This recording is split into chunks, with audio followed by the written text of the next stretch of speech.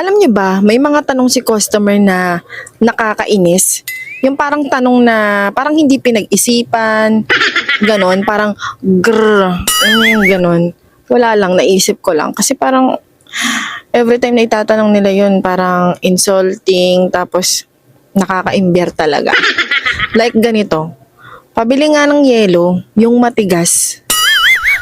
Ako actually hindi ako nagbebenta ng yelo na matubig pa, malambot pa.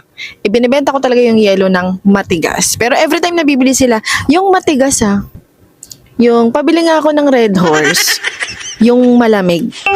Bakit? May mainit ba? Meron bang kumukulo? Tapos eto pa, may bumili sa akin ng uling. Sasabihin nila, pabili nga ng uling, yung hindi basa. Actually, yung uling dito is binibilad pa namin yan, bago namin yung balutin.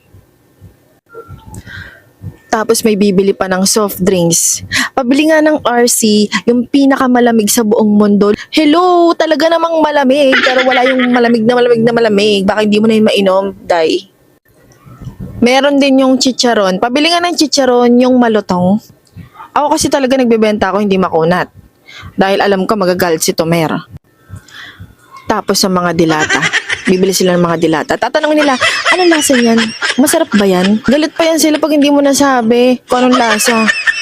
Tapos eto pa yung malala. Bibili ng tuyo. Pabili ng tuyo yung hindi mabaho.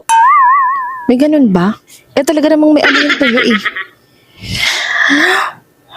Pero syempre, hindi natin kailangan patulan. Kailangan smile pa rin tayo. Pero, kakainis ka.